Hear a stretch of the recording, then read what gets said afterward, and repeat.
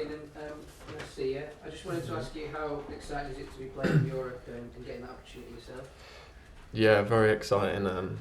Got good memories of the last time playing in Europe at my old club. So yeah, it's lovely to be back in it. It's a competition that you want to play in as a player. So no matter what it is, so the fact that we'll be travelling again over Europe's going to be exciting.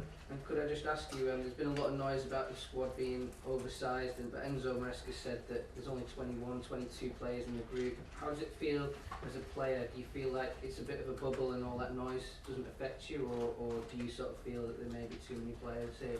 No, we're in a bubble. You can't let that sort of thing affect you. The only thing we're doing is just going out every day and training as well as we can, getting ready for the matches. Everything that happens outside's not up to us. We've only got one job, and that's to play as well as we can for the club. Thank you. Sorry, just if I may just follow on from that. On a human level, I mean, I know it's a fiercely competitive industry. We all appreciate that. They're also, colleagues. Maybe some of them might be friends. How you feel on a human level, knowing that there are players and such a large group being kept away from the first team and clearly not wanted anymore. How does that feel? It can be at any club. How that feels on a human level. You've got friends and colleagues like that. Yeah, I mean, of course, if you've got friends in the team, you want to see them every day and you want to train. But these are decisions that we don't make as players. That's the club. So, as I said, it's stuff that's not in our hands. It's all we can do is just go and play and train. And I'm new to the club, so all I want to do is make a good impression. I'm not thinking too much about players this, players that. So I'm just focusing on getting on the pitch every day and playing well.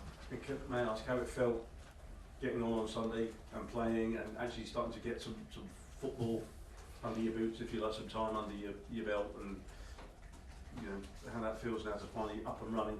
Amazing feeling. It was a dream to make my Premier League debut for Chelsea. Obviously would have liked to win the game, but it's a tough first game. But the fact that I've made my first appearance now, I'm looking to kick on and play as many minutes as possible.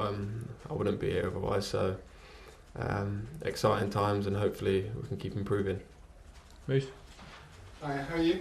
Good, you? Yeah, good, thank you. I suppose in a way all this noise around Chelsea right now is a symptom of the transfer windows. You just got to get through it till the 1st of September, and then in a sense it will become a normal club?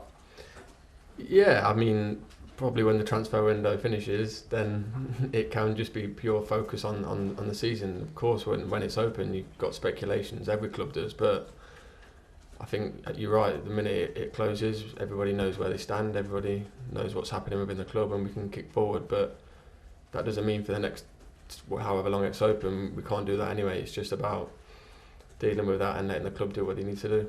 And you may have seen, or you did see, a couple of years ago when West Ham won this competition. It's silverware, it's a European trophy. It may not be the European trophy, but it's still a European trophy. Is that something that the players are focusing on, that although this might not be one of the big trophies you can win this season, it's still worth winning? 100%. I mean, any competition you're in is worth winning, whether it be the Premier League or the Carabao Cup. Like, they're all silverware in my opinion, and they're all worth winning and having on your resume. So I think especially in Europe, any competition is big because it shows that you've done well in the Premier League to get into Europe, and as you said, teams like West Ham, it's a massive achievement, the fact that they won it a couple of years ago, and I don't think anyone would be saying it wasn't a massive achievement if come the end of the season Chelsea won it. And I know they've won the Champions League in recent years, but I mean, to add another European trophy to the resume, I don't think anyone would turn their nose up at that. So that's definitely something that we want to do. Good luck. Thank you. Hey, obviously Chelsea be under pressure, right, for this tie. Like, all the pressure's on your shoulders because everyone expects you to beat Servette. Yeah, I feel like that's most games that Chelsea play. It's a massive club. I don't think there's going to be many games we go in that we're not probably favourites to win. So this is just normal, but that's the pressures you have as a Chelsea player. Like, it's just something that you have to deal with, and I know that myself and all of the players relish that. I mean, it's a good opportunity for us to go and put on a really good performance and hopefully show the fans that we're improving game by game and have a good start to this European journey. And speaking of pressure, like Raheem Sterling, Ben Chilwell, there's some big names that have been left out. Is this sort of a reality check at Chelsea that it doesn't matter who you are, what you've done in your career, if you're not performing, if your face doesn't fit, you're out, that you've got to maintain your standards all the time? I know that probably goes to every club, but it's quite a message that Chelsea is sending by leaving these guys out. I just think as a player, you have standards that you set all the time, no matter where you're at. But of course, that's decisions that the club and the manager make, so they're probably better questions for them. But yeah, I mean, as a player, you want the highest standards at all times. So that's what I've always done. That's what all the players do. Yeah, hiya. Enzo just been in here and he said he's been very honest to the players at training separately. There aren't any plans at the moment. From your experience, is that what you've experienced of? He's a straight up kind of guy who tells you how it is, pretty bluntly if need be. Yeah, and I think people respect him for that. As a player, you just want to have clarity in terms of what's happening, and he's definitely a person that gives you that. So I don't think you can have any complaints that side. But yeah, I mean, I think it would cause more upsets in any aspect of life if he wasn't honest with people. So the fact that he is a good thing. Okay, we've got time for two more, Ben, and then finish with Gary, please.